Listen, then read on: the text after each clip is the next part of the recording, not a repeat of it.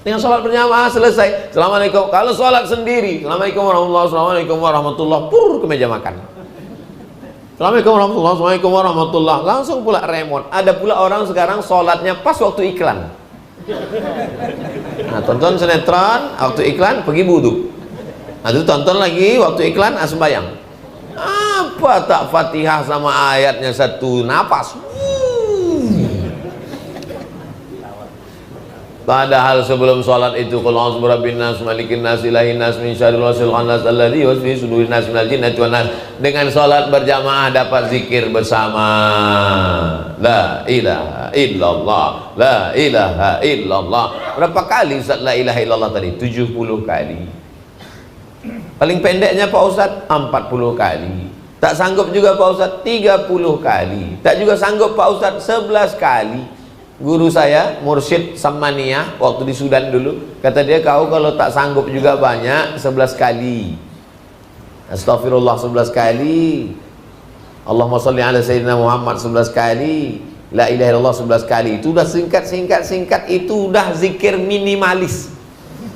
Tapi kalau kita pula panjang waktu tak ada, kenapa tak panjang-panjang? La ilaha illallah. Kenapa tak Ustaz tak buat 200? Balik jamaah.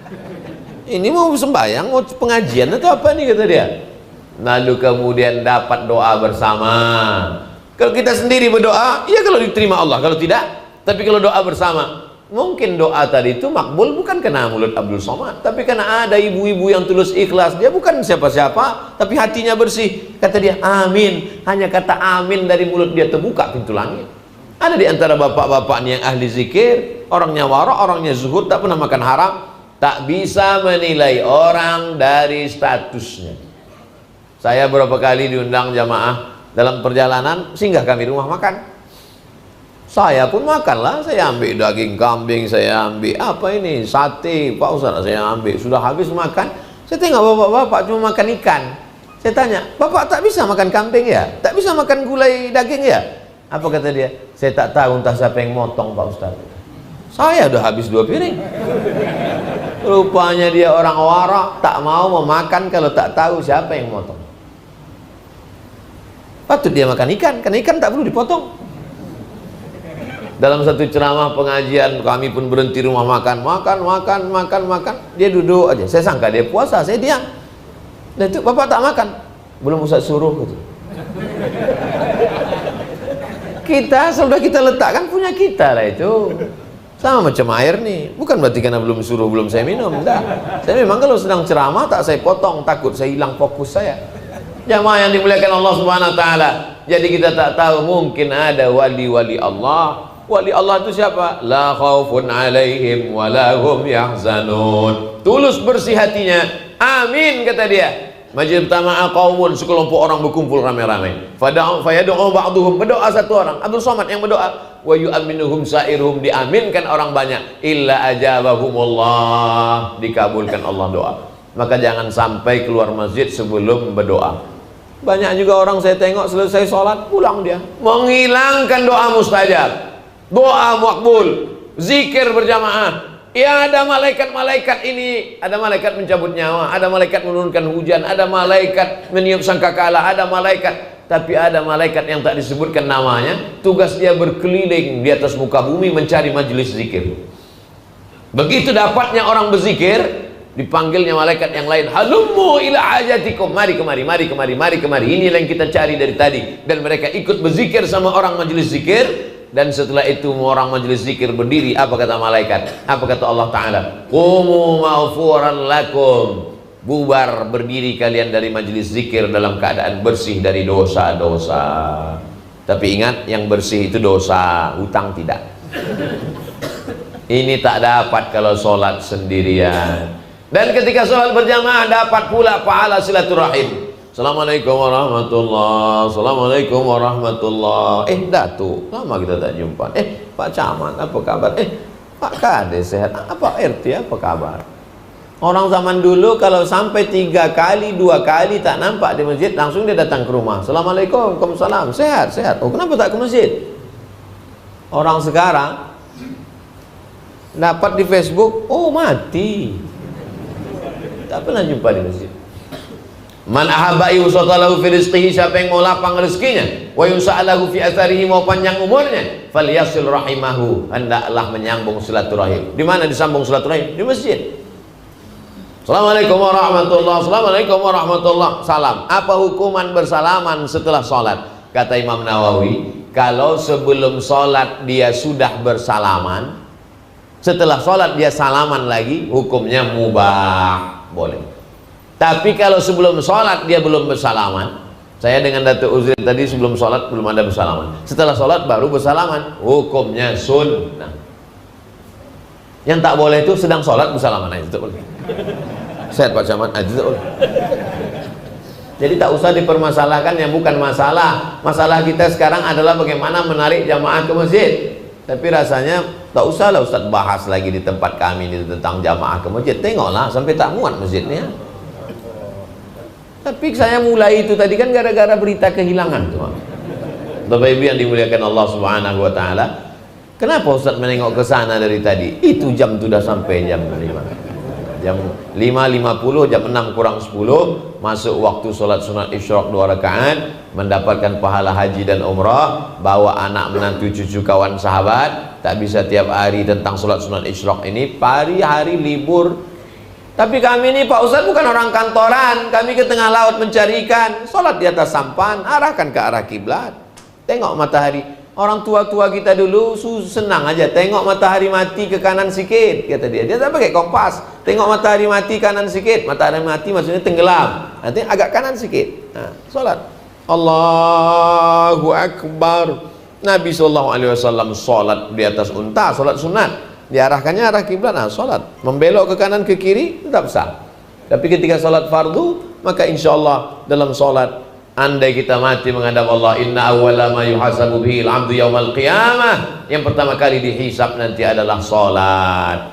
Masalah rezeki ini kalau sudah tertulis untuk kita takkan diambil. Rezeki musang tak lari ke harimau. Kalau rezeki musang dia makan harimau, udah lama musang itu hilang, apalagi musang king. Apakah dalam mazhab Syafi'i seorang musafir boleh menjadi khatib dan imam pada sholat Jumat? Ya. Syarat sholat Jumat dalam mazhab Syafi'i bukan masalah imam dan khatibnya. Yang jadi masalah itu adalah jumlah 40-nya mesti mustautin. Kalau musafir, sampai saya ke Sedanau ini 4 hari 4 malam itu udah mukim. Syarat yang berat dalam mazhab Syafi'i itu tidak hanya mukim, tapi dia mesti memang orang tempatan. Yang 40 itu memang orang tempatan.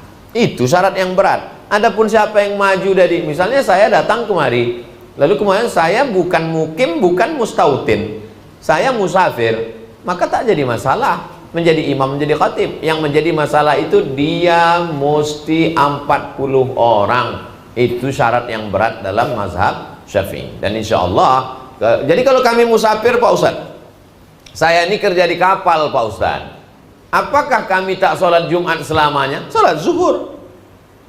Tapi kami rasa berdosa. Islam ini bukan rasa-rasa. Yang rasa-rasa itu minuman berhadiah. Islam ini orang kalau biasa berwudu, tiba-tiba dia bertayamum, dia rasanya macam tak sah. Begitu juga orang kalau kita musafir terus, supir bis, pilot pesawat, kerja di kapal, terus musafir, maka dia tidak sholat Jumat. Dia terus selamanya sholat zuhur. Di Sedanau ada 5 masjid. Masjid A, Masjid B, Masjid C, Masjid D, Masjid E. Hebat nama masjid nih. Jarak antara masjid ini 500 meter. Apakah khatib masjid A boleh berkhutbah di masjid B dan sebaliknya, atau khatib masjid C boleh berkhutbah di masjid A dan seterusnya? Salat Jumat yang sah dalam satu negeri itu menurut mazhab Syafi'i hanya masjid jami'. Makanya ada namanya masjid, ada masjid jami'. Masjid hanya 5 salatnya, subuh, zuhur, asar, maghrib, isya. Masjid jami' ada Jumatnya. Itulah mengapanya sebagian tempat kalau sudah sholat Jumat, orang sholat zuhur lagi. Ustaz Somad, di kampung kami kalau sudah sholat Jumat, sholat zuhur lagi. Yang bertanya begitu di Pandeglang, Banten, satu lagi di Aceh. Saya bilang ini orang pakai mazhab Syafi'i tulen 100% original, tak bercampur dengan yang lain. Karena dia setelah sholat Jumat itu ragu apakah sholat Jumat ini sah. Maka sholat Jumat yang sah hanya satu, sisanya itu adalah sholat zuhur. Setelah sholat Jumat dia ragu, maka dia sholat zuhur. Ini, tapi jangan pula bingung gara-gara saya mau menyatakan ini yang Syafi'i, adapun yang lain bercampur. Jadi kalau begitu dia hanya khotib sekali saja, Media Islam sekali saja khotib, itulah sholat Jumat dia. Jadi bagi kita yang beberapa masjid ini, mazhab apa sebetulnya yang dipakai ini? Sama macam di Mesir. Mufti Mesir itu Syekh Ali Jum'ah mazhab Syafi'i, tapi dalam pelaksanaan sholat Jumat ini jalan. Seberang sini Masjid Al-Azhar, tempat kami kuliah Al-Azhar. Di seberang sini Masjid Husain, tempat kepala Sayyidina Husain. Dua-duanya ada Jumat, dua-duanya sah. Selama jamaahnya mencukupi jumlah, maka sholat Jumatnya sah. Jadi kalau gitu kami 5 masjid ini sah sholat Jumatnya, sah. Selama jumlahnya kan lebih 40 kan? Maka sholat Jumatnya sah. Jadi khotib tentang berpindah-pindah tadi, dia hanya khotib satu saja menurut mazhab Syafi'i. Apakah sebenarnya yang dimaksud dengan karya mustautin dalam kaitan Jumat? Yang dimaksud dengan karya kampung adalah batas sur al-balad. Sur itu artinya tembok. Karena zaman dulu kampung itu dibuat tembok. Batas tembok itulah batas qasar dengan batas jamak. Kapan kita mulai boleh mengqasar dan menjamak? Lewat tembok. Kalau di dalam tembok tak boleh mengqasar, tak boleh menjamak. Lewat tembok keluar baru dia bisa mengqasar, menjamak. Kalau dia musafir. Jadi tak ada orang musafir dijamak di dalam rumah. Setelah keluar tembok baru. Jadi kota Madinah Al-Munawwarah itu ada temboknya. Tak ada Pak Ustadz, kami kemarin di Madinah itu tak ada tembok. Temboknya sudah hilang, tapi tiang tonggak itu ada. Keluar itu baru bisa. Kairo juga begitu, Madinah juga begitu. Kalau Bapak Ibu pergi ke Rabat, Maroko, sampai sekarang masih ada. Dulu tembok itu di dalam kota, batas kota. Sekarang karena kota itu menjadi besar, dia di tengah kota. Dijadikan sebagai cagar budaya. Nah, jadi batasnya adalah batas kota. Nah, sekarang kan kota kita, kampung kita tak punya batas. Lalu yang disebut dengan batas yang dimaksud dengan batas karya itu apa? Batas desa. Batas desa dia itu apa? Sudah keluar itu, maka dia sudah dianggap musafir.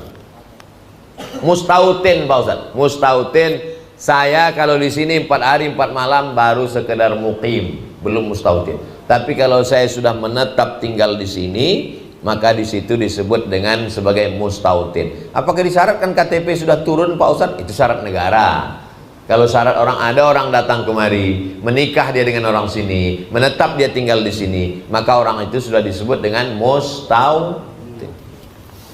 Bagaimana cara mengganti khotib yang batal tatkala sedang membaca khutbah? A. Jika rukun khutbah belum terpenuhi semuanya. Jika rukun khutbah sudah terpenuhi semuanya, naik khotib ke atas. Alhamdulillah wassalatu wassalamu ala Rasulillah. Ya ayyuhalladzina amanu taqullaha haqqa tuqatih. Usikum wa nafsi bitaqwallah. Allahumma fir lil muslimina wal muslimat. 5 rukun khutbah. Alhamdulillah, salawat, ayat, wasiat takwa, doa. Jangan sampai tak jadi sholat Jumat karena tak ada khotib. Karena khotib kita tak ada, maka kita zuhur saja. Naik anak muda satu ke atas. Alhamdulillah. Allahumma sholli ala sayyidina Muhammad wa ala ali sayyidina Muhammad. Ya ayyuhalladzina amanu taqullah. Usikum wa nafsi bitaqwallah. Allahumma firil muslimina wal muslimat. Duduk. Habis itu tegak balik. Alhamdulillah. Allahumma sholli ala sayyidina Muhammad wa ala ali sayyidina Muhammad. Ya ayyuhalladzina amanu taqullah. Usikum wa nafsi bitaqwallah. Allahumma firil muslimina wal muslimat. Dah turun. Sah salat Jumat. Kalau ada jamaah komen, pendek betul khutbah kau, daripada kau tak bisa sama sekali. Hafal 5 rukun tuh. Nah, bagaimana kalau setelah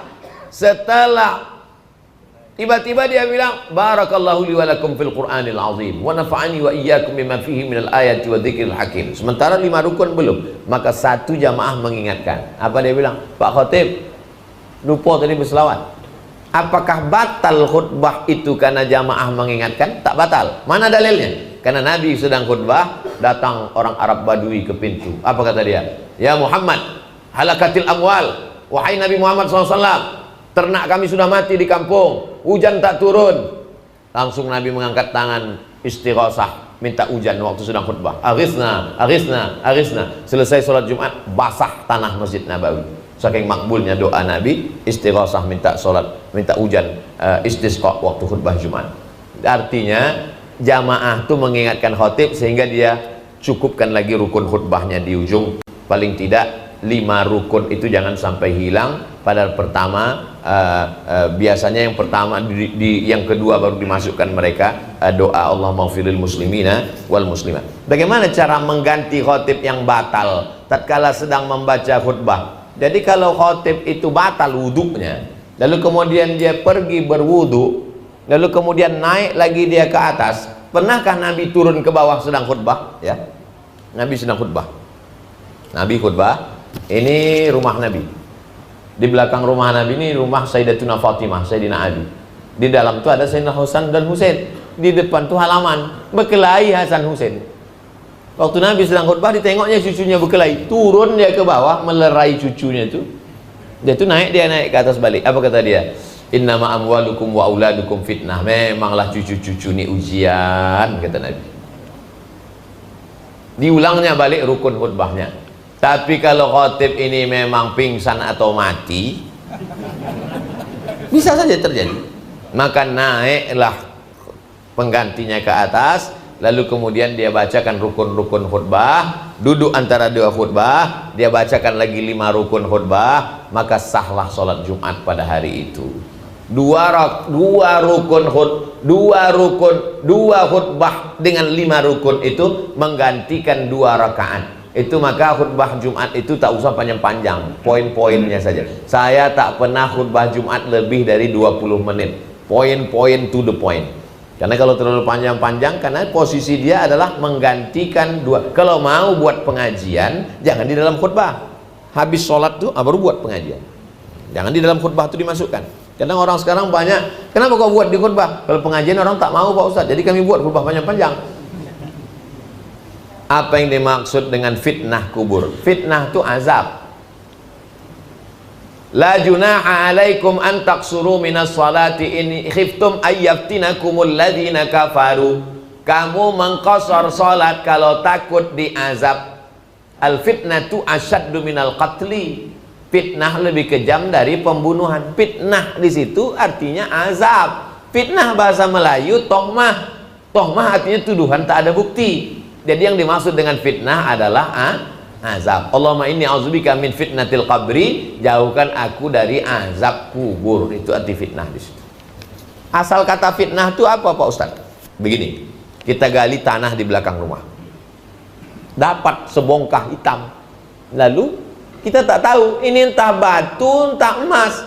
Maka cara mengetahui dia emas, dibakar pakai api unggun, airnya meleleh, nampaklah dia kuning, berarti dia emas. Membakar itu bahasa Arabnya fitnah. Ahasiban nasu ayyutsraku ayyaqulu amanna wa hum la yuftanun. Apakah Allah membiarkan kamu begitu saja mengatakan amanah sebelum kamu difitnah? Fitnah di situ maksudnya adalah azab. Fitnah di situ maksudnya adalah ujian. Jadi kalau ada kita membakar orang, berarti kita sedang memfitnah. Begitu juga ketika kita mengatakan itu si fulan itu jahat, itu dia sedang mengazab, memfitnah, mengazab, bukan dengan bakar tapi dengan lisannya. Jadi makna fitnah adalah menyiksa, makna fitnah adalah mengazab. Jadi fitnah kubur maksudnya adalah azab kubur. Allahumma inni a'udzubika min azabi jahannam wa min azabil qabri wa min fitnatil mahya wal mamat wa min syarri fitnatil masihid dajjal. Fitnah dajjal, azab disebabkan oleh dajjal. Tak bisa membedakan mana betul mana salah. Jangankan dajjal yang asli, dajjal KW pun datang udah bingung orang sekarang. Apalagi dajjal yang original itu betul yang datang. Bagaimana supaya kita tak kena fitnah ini? Istiqomah sholat berjamaah, mengaji, baca surat Al-Kahfi, maka insya Allah dijamin Nabi diberikannya kita cahaya sehingga kita bisa membedakan. Allahumma arinal haqqa haqqa warzuqna ittiba'ah wa arinal batila batila warzuqna ijtinabah. Udah lewat jam 6 lewat 15, tetap nanti kita